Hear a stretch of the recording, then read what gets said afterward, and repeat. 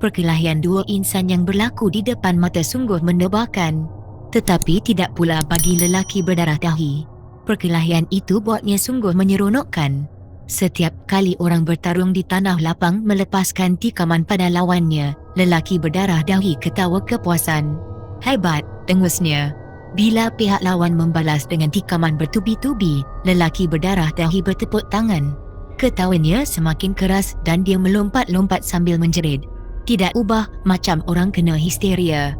Pelik, saya merungut dalam hati. Si pemandu hanya menggigit bibir melihat telatah lelaki berdarah dahi. Datuk memalingkan wajahnya ke arah lain. Dia tidak mahu melihat pertarungan maut yang tidak menguntungkan sesiapa. Leraikan mereka, seru Datuk keras tanpa menoleh ke arah orang yang bertarung. Si pemandu tahu, saya juga tahu, begitu juga dengan Syed Hamid Al-Haddad. Kata-kata itu Datuk tujukan kepada lelaki berdarah dahi. Ternyata seruan itu tidak diendahkannya. Berhentikan, Syed Hamid Al-Haddad atau Pak Habib, secara mendadak menyokong Datuk. Saya dan si pemandu jadi serba salah. Apakah kami juga disuruh bertindak meleraikan perkelahian tersebut? Artinya, ungkapan yang diluahkan Pak Habib sebentar tadi tidak terhad pada lelaki berdarah dahi saja. Kamu berani meleraikannya? Secara berbisik saya bertanya pada pemandu. Aku tak sanggup, bagaimana dengan kamu? Si pemandu menyoal saya kembali. Dengan pantas saya gelengkan kepala. Kemudian kami segera berpandangan. Cubalah leraikan mereka, ulang Pak Habib. Biarkan mereka mampus, lelaki berdarah dahi membantah. Ha? Sahut Datuk. Dengan pantas Datuk memusingkan tubuhnya. Wajah lelaki berdarah dahi ditatapnya dengan 1000 tanda tanya, penuh rasa hairan dan pelik. Situasi yang berlaku membuat Pak Habib tidak tentu arah. Dia bimbang benar kalau terjadi pertengkaran antara Datuk dengan lelaki berdarah dahi. Akhirnya, Pak Habib menarik nafas lega. Datuk tidak pula memperlihatkan sikap yang agresif, begitu juga dengan lelaki berdarah dahi.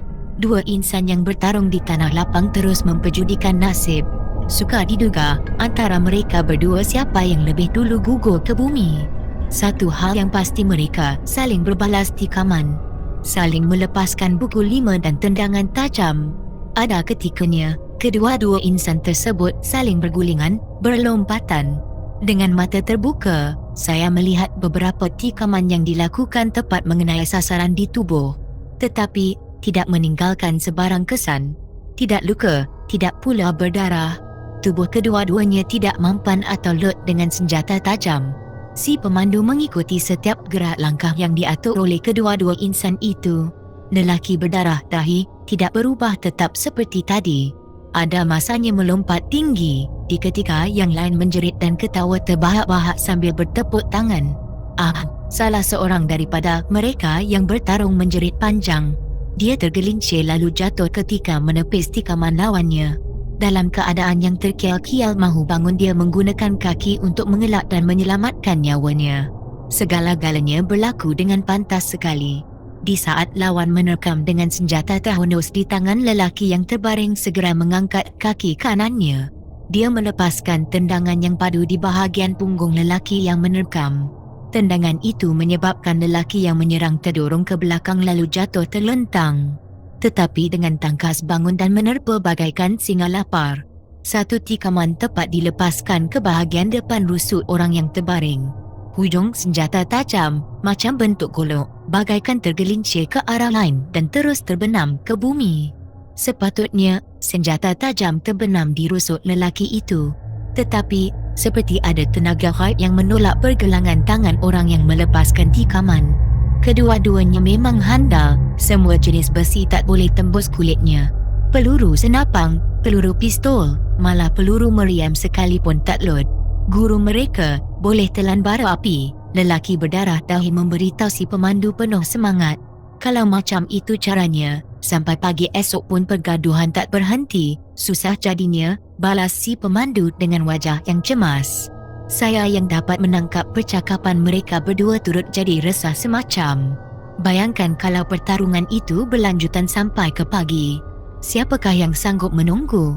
Bila salah seorang dari mereka mati dengan sendirinya, perkelahian ini berhenti. Biarkan lembu-lembu tu berlawan. Itu jawapan dari lelaki berdarah dahi untuk si pemandu.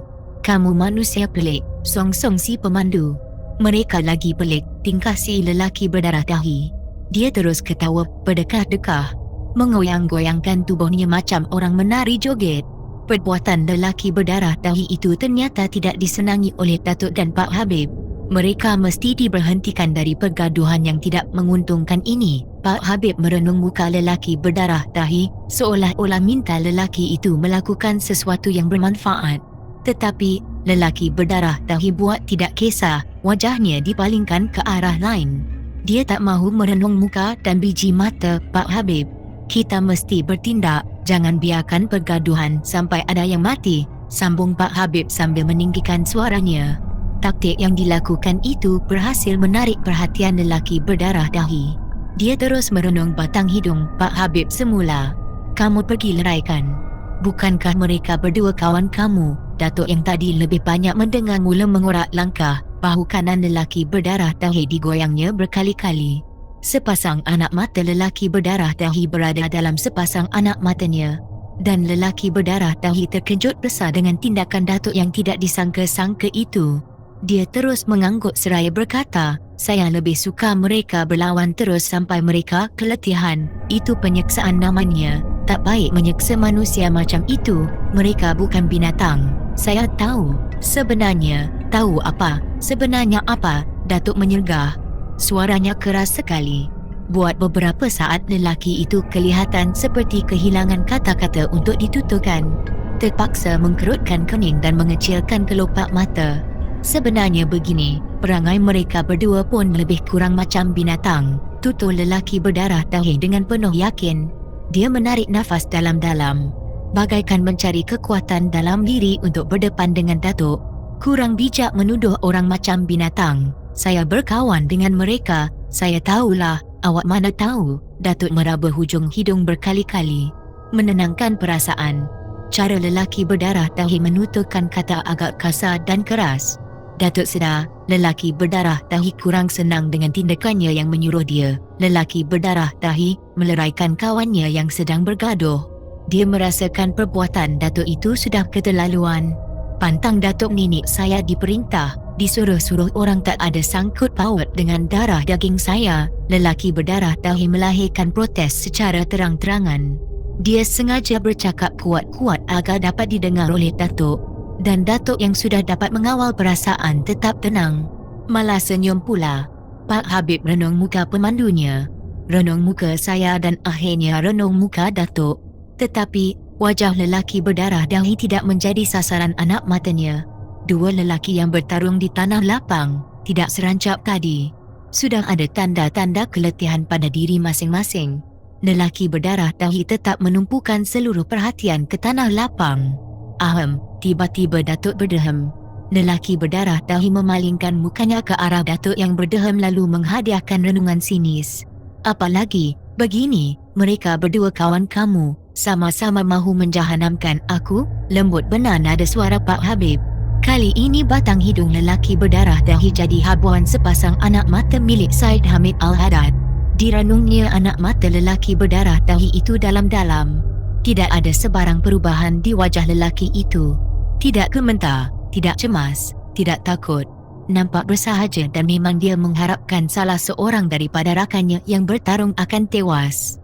Kalau boleh kedua-duanya sekali mati, saya minta kamu berhentikan perkelahian ini. Kamu memang layak jadi pendamai. Mereka kawan kamu. Pak Habib seperti merayu. Lelaki berdarah dahi tersenyum.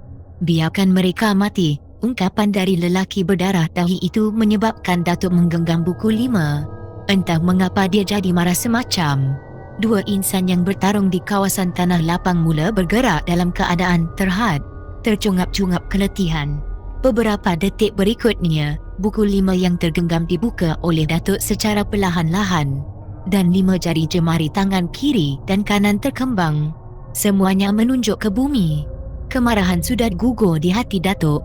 Sebuah ketenangan segera terukit di wajahnya.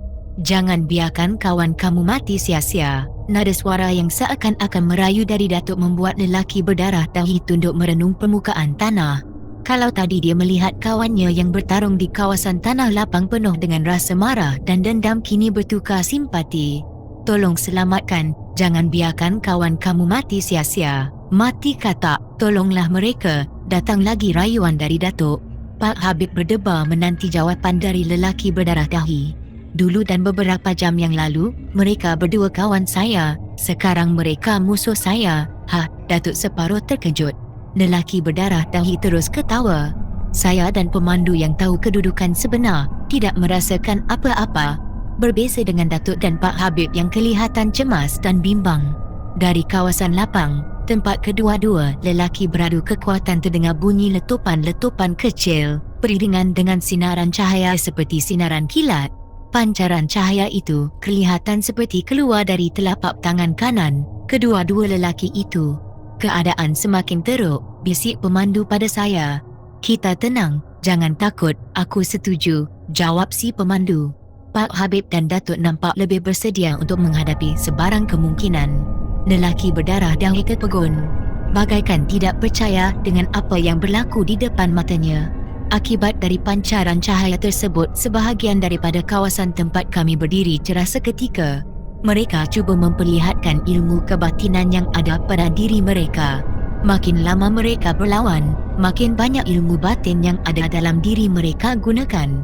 Dengan cara itu, kita dapat mengetahui kehebatan dan kekurangan diri mereka. Tujuannya, pintas Datuk meningkah cakap lelaki berdarah dahi. Tujuannya mudah saja. Apa yang mudah? Tekan Datuk lagi.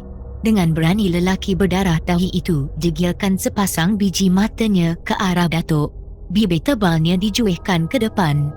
Bila mereka letih dan menunjukkan semua ilmu yang ada, mudahlah saya mengalahkan mereka. Kedua-duanya pengkhianat. Cakap mereka tak boleh dipakai. Mereka manusia munafik. Tergamam Pak Habib dan Datuk mendengar kata-kata yang diluahkan oleh lelaki berdarah dahi itu. Mereka munafik, jerit lelaki berdarah dahi. Dia segera mengambil sepotong kayu di hujung kaki untuk dilemparkan pada dua orang yang bertarung.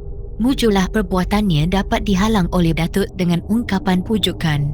Mungkin kerana kecewa, lelaki berdarah dahi terus duduk di tanah sambil memegang kepala. Pak Habib segera mendekati Datuk memberitahu sesuatu secara berbisik. Saya dan pemandu hanya berpandangan antara satu dengan lain, bersedia menerima dan mematuhi sebarang perintah dari Datuk dan Pak Habib. Pertarungan dua manusia di kawasan lapang terus berjalan dalam keupayaan tenaga yang kian lemah. Banyak menggunakan ilmu batin yang dimanfaatkan melalui gerak udara dan pancai indera yang lima. Masing-masing mahu menewaskan antara satu sama lain. Dari letupan dan kilauan cahaya, mereka bertukar menggunakan kepulan asap bersama percikan bara api yang kadangkala muncul dari beberapa sudut di kawasan lapang. Di peringkat awal pergaduhan, kebanyakan tikaman maut ditumpukan pada bahagian rusuk. Kini, tempat sasaran berubah, serangan dan tikaman banyak ditumpukan pada bahagian batang leher di bawah telinga, terutama di sebelah kanan. Barangkali di situ kunci kelemahan diri masing-masing. Bagus. Hentak kepalanya, lelaki berdarah dahi melompat kegembiraan. Salah seorang daripada mereka mencapai sepotong kayu lalu menghayunkan ke arah kepala lawan. Orang yang diserang mengelak lalu terbabas ke kanan. Badannya terdampar pada batang pokok. Kayu yang digunakan si penyerang terlepas dari tangan. Si penyerang menekan menggunakan senjata tajam dan orang yang diserang sudah bersedia dengan kedudukan yang agak baik. Sebab sahaja orang yang menyerang mendekatinya, maka orang yang diserang melepaskan satu tendangan padu. Si penyerang jatuh tergolek di tanah. Dengan senjata di tangan orang yang diserang bertindak balas, dia menerkam. Rupa-rupanya orang yang terlentang sudah bersedia. Pergelangan tangan orang bersenjata dapat dipegangnya.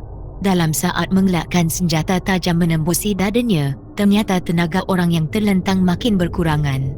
Dia tidak mampu melawan dan pasrah pada keadaan. Dalam jarak tidak sampai 2 inci hujung senjata tajam mahu mencecah kulit dada orang yang terlentang. Orang yang memegang senjata tajam tergamam. Senjata dalam genggaman bertukar menjadi seketul kayu. Jasad orang yang terlentang bertukar menjadi batang pisang.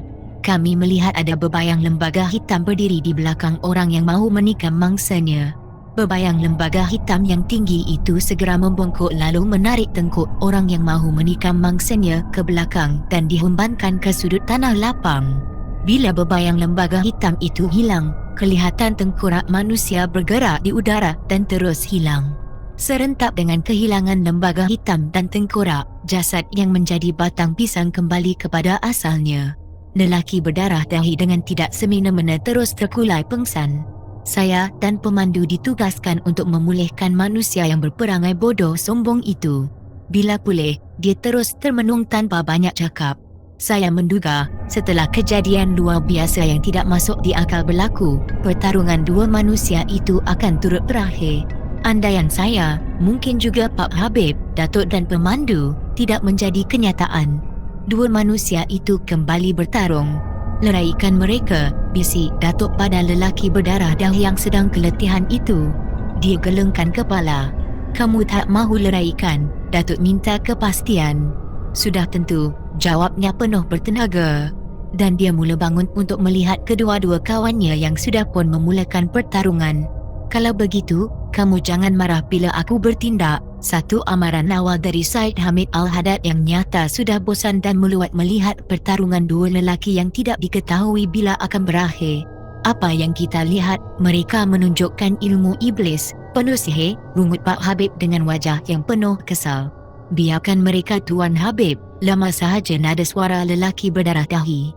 Dia tidak mahu menentang mata Syed Hamid Al-Haddad yang merenung tajam ke arahnya. Datuk saya lihat resah sekali, si pemandu tidak berkata sepatah apapun. Pertarungan dua lelaki di babak kedua bertambah hangat. Mereka seperti mendapat semangat baru.